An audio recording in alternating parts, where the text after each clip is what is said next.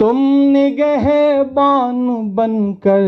جیو تو صحیح، یہ زمانہ ادب سے جھکائے گا سر، تم مسلمان بن کر جیو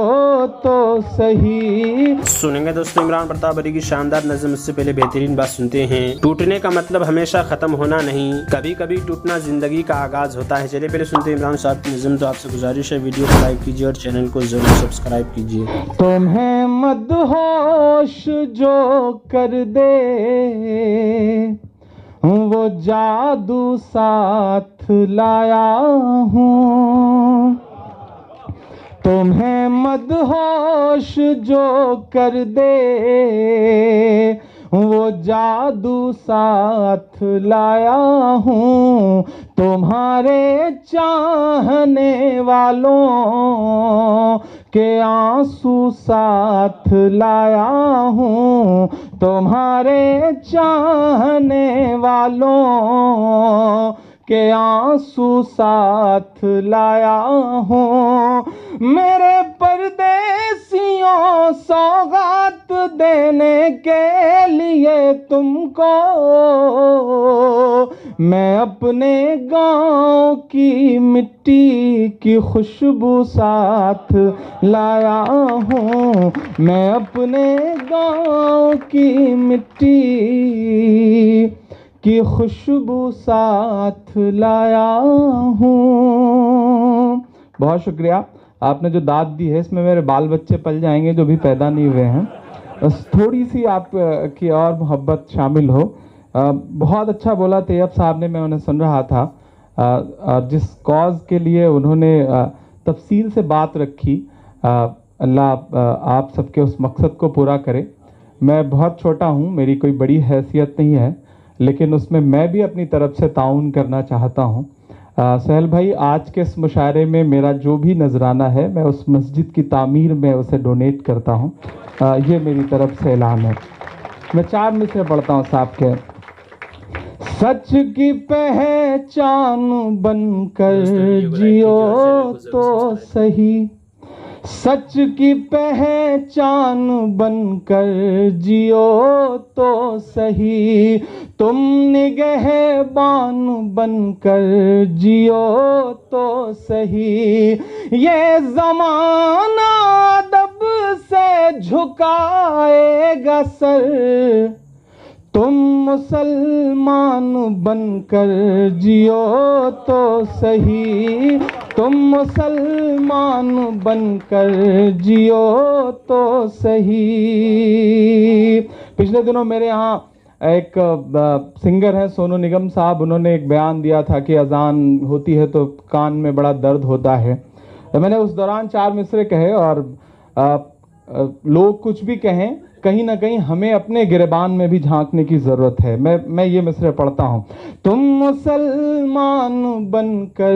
جیو تو صحیح، رب کی راہوں میں فریاد تو کیجئے، مشکلوں میں اسے یاد تو کیجئے، مشکلوں میں اسے یاد تو کیجئے، کس میں دم ہے اذان بند کروائے پھر، مسجدیں پہلے آباد تو کیجئے، مسجدیں پہلے آباد تو کیجئے۔ 4 مصرے جو ہر مشاعرے میں میرے دل سے نکلے ہوئے۔ دوستوں نظم سننے کے بعد آپ اپنی رائے میں کیا کہنا چاہتے ہیں وہ نیچے کمنٹ باکس میں ضرور بتائیں گے۔ دوستوں منتخب حدیث کتاب سے کچھ احادیث سنتے ہیں۔ حضرت عبادہ بن صامت رضی اللہ عنہ سے روایت ہے کہ نبی کریم صلی اللہ علیہ وسلم نے ارشاد فرمایا، جس شخص نے اللہ تبارک و تعالیٰ کی اس طرح عبادت کی کہ ان کے ساتھ کسی کو شریک نہیں ٹھہرایا، نماز کو قائم کیا، زکوٰۃ ادا کی اور امیر کی بات کو سنا اور مانا، اللہ تعالیٰ اس کو جنت کے دروازوں میں سے جس دروازے سے وہ چاہے گا